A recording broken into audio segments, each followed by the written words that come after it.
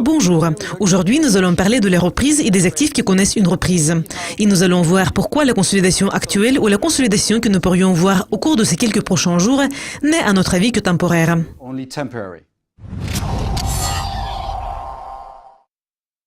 Nous commençons par l'euro-dollar. Voici le graphique horaire. Lors de notre émission précédente du 23 novembre, nous avons dit que l'euro était probablement dans la zone de survente. Depuis lors, nous avons vu une réaction à la hausse. Cette réaction a atteint les limites inférieures de nos objectifs de correction. Au début de décembre, il y a eu un discours important du président de la BCE, Mario Draghi.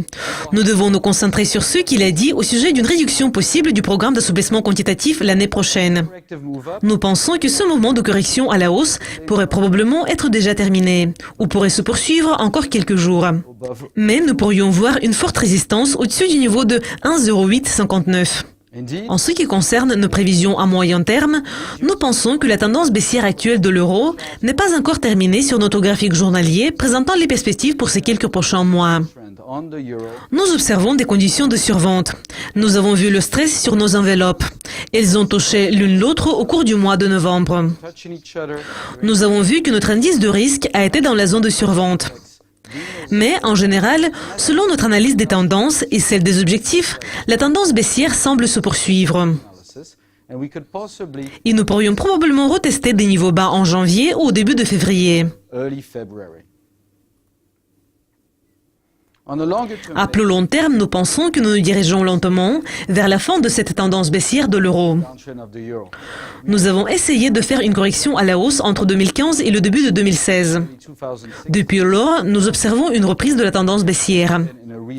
Mais cette tendance a déjà atteint la zone de survente à long terme.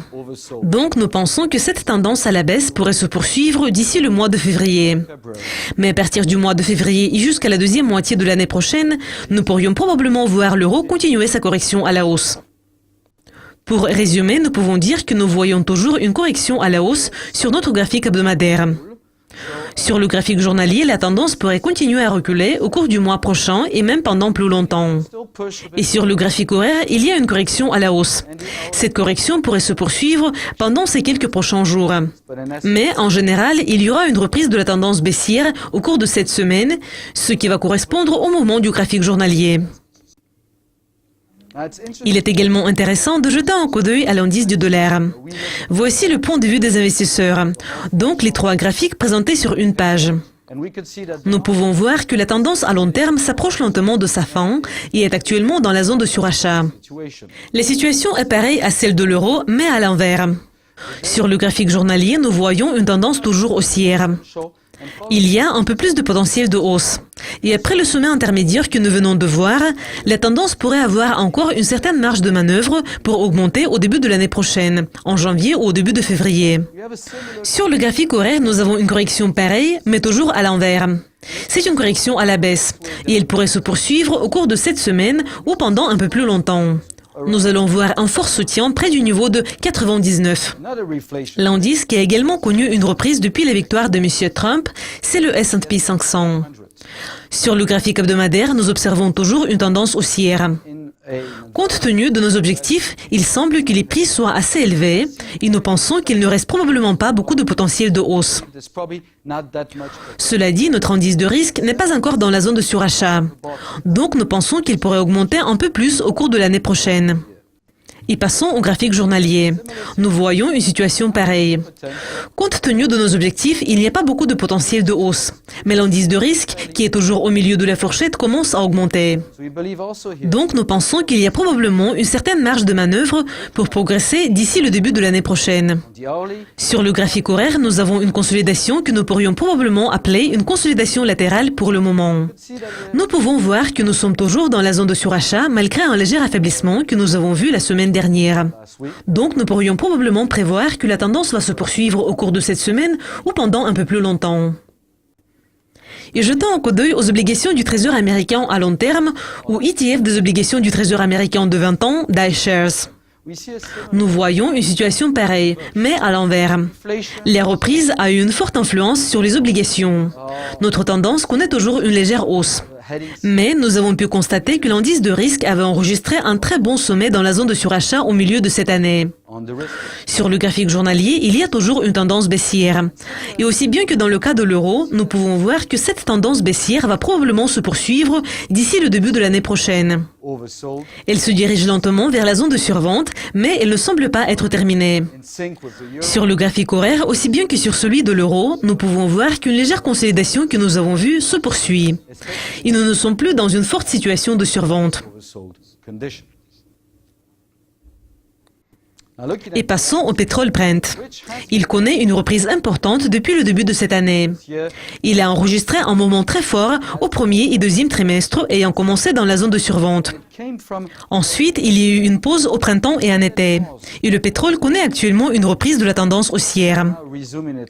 Nous pensons qu'il y a toujours une certaine marge de manœuvre pour augmenter d'ici le début de l'année prochaine pour atteindre le niveau de 50 à 60. Notre indice de risque n'est pas encore dans la zone de surachat et il continue à augmenter. Donc nous pourrions voir une certaine marge de manœuvre. Après l'accord récent conclu par les membres de l'OPEP sur le graphique horaire, nous voyons une hausse rapide. La tendance va probablement toucher la zone de surachat à court terme. Donc elle pourrait se poursuivre au cours de cette semaine ou la semaine prochaine. Mais en général, pour le moment, nous voyons toujours une tendance haussière. Et nous continuons de parler des reprises. S'il s'agit de la reprise, mais à l'envers, nous pourrions jeter un coup d'œil à l'or. L'or n'aime pas une reprise des actifs, la hausse des taux d'intérêt et l'amélioration des perspectives économiques. Nous pouvons voir que compte tenu de l'environnement très défensif dans les premières phases de la reprise des actifs, l'or a connu un moment assez fort au début de cette année. Et depuis la décision sur les taux d'intérêt prise en juillet, notre graphique journalier montre que nous avons une tendance baissière. Comme dans le cas des taux d'intérêt et de l'euro, nous voyons une certaine marge de manœuvre à la baisse au début de l'année prochaine, en janvier ou au début de février. Et nous ne sommes pas encore dans la zone de survente. Donc, à très court terme, au cours de cette semaine, la semaine prochaine, nous sommes probablement prêts pour un rebond qui pourrait dépasser le niveau de 1200. En général, si vous vous intéressez à l'or, vous devez le suivre de près à la mi-janvier et au début de février. Parce qu'à un certain point, vous allez voir une correction des actifs qui connaissent une reprise. Et l'or pourrait également enregistrer une correction. Enfin, jetons un coup d'œil à l'indice Dow Jones Eurostoxx, dont la tendance diffère de celle des autres actifs. L'indice a été fortement influencé par un grand nombre d'incertitudes enregistrées au début de cette année. Et l'indice connaît toujours une tendance baissière à long terme. Cette tendance baissière à long terme n'est pas encore terminée. Nous pouvons voir que le graphique journalier est actuellement beaucoup plus prometteur. La tendance s'est maintenue dans une fourchette très serrée en raison du Brexit, des banques européennes et du référendum italien. Mais son indice de risque se dirige toujours vers les limites inférieures de la fourchette et il y aura une certaine marge de manœuvre pour augmenter et atteindre à nouveau la zone de surachat. Nous pouvons voir qu'après l'incertitude qui s'est dissipée après le référendum italien, la tendance connaît une forte hausse et elle n'est pas encore dans la zone de surachat. Nous allons voir un peu plus de potentiel au cours de ces quelques prochains jours. Et il y aura un peu de consolidation plus tard. Mais en général, nous voyons un bon potentiel pour les périodes d'ici la mi-janvier, la fin de février. Merci de votre attention. Bonne semaine de trading.